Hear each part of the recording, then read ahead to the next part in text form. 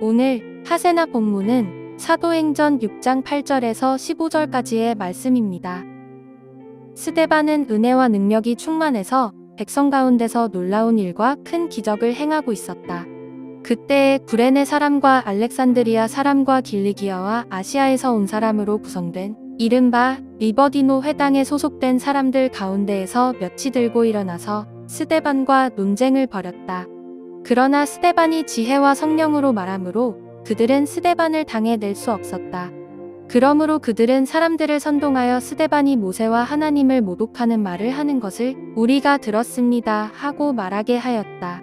그리고 백성과 장로들과 율법학자들을 부추기고 스데반에게로 몰려가 그를 붙잡아서 공의회로 끌고 왔다. 그리고 거짓 증인들을 세워서 이렇게 말하게 하였다. 이 사람은 쉴 새 없이 이 거룩한 곳과 율법을 거슬러 말을 합니다. 이 사람이 나사렛 예수가 이곳을 헐고 또 모세가 우리에게 전하여 준 규례를 뜯어 고칠 것이라고 말하는 것을 우리가 들었습니다. 공의회에 앉아있는 사람들이 모두 스데반을 주목하여 보니 그 얼굴이 천사의 얼굴 같았다. 반갑습니다, 성도 여러분. 오늘 본문은 스데반 집사의 이야기인데요. 스데반 집사는 예루살렘 초대교회 지도자 중에 한 명이었습니다. 스데반 집사의 이야기가 중요한 이유는 두 가지입니다. 첫 번째는 예루살렘의 첫 번째 순교자였다는 데 있습니다. 초대교회 사람들은 예수님을 믿는 사람들을 유대교 분파 중에 하나라고 생각했습니다. 그런데 복음이 많은 사람들에게 전파되자 예수를 믿는 무리가 유대교와는 완전히 다르다는 것을 인지하기 시작했습니다.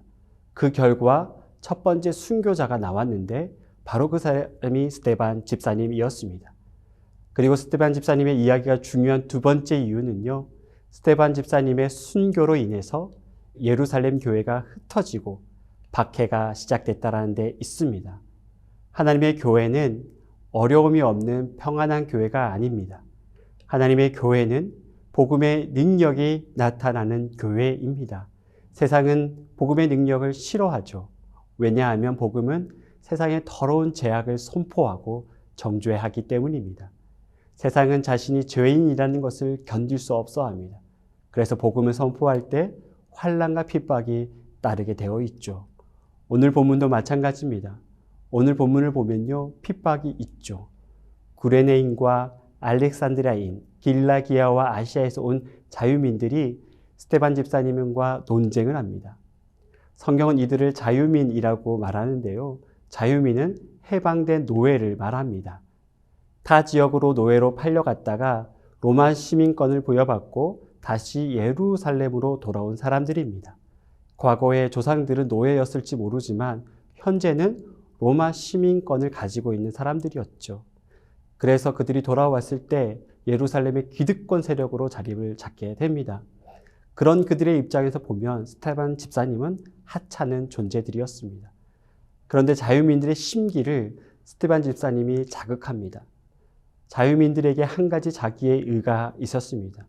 자기의 할아버지, 아버지는 노예로 팔려갔을지 모르지만 자신들은 타국에서 믿음을 버리지 않고 끝까지 신앙을 지켰다라는 자부심이 있습니다. 그래서 하나님께서 축복하셔서 예루살렘에 정착했고 심지어 지도자로 세워졌다라고 그들은 생각했습니다.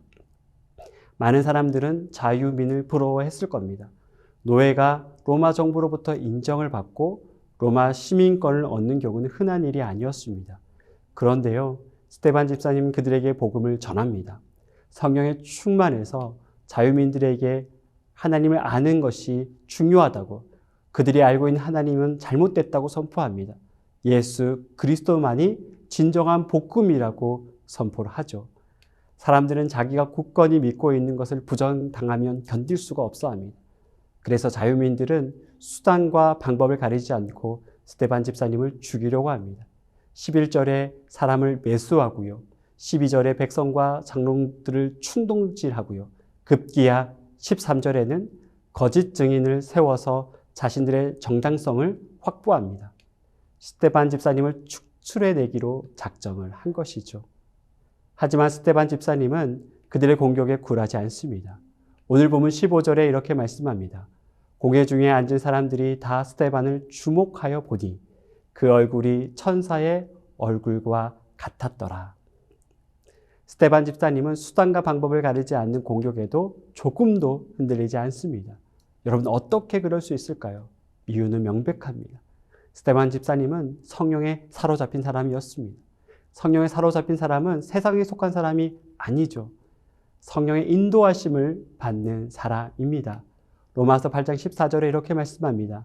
하나님의 영으로 인도함을 받는 사람은 곧 하나님의 아들이라 라고 말씀합니다. 스데반 집사님이 이렇게 담대하게 선포할 수 있었고 조금도 흔들리지 않을 수 있었던 이유는 하나님의 영이 그를 인도하고 있었기 때문입니다. 사랑하는 성도 여러분, 우리는 세상의 인정을 받기 위해 살아가는 존재들이 아닙니다. 만약 그렇게 살아간다면 우리는 필연적으로 세상에서 끌려가며 살게 되어 있습니다.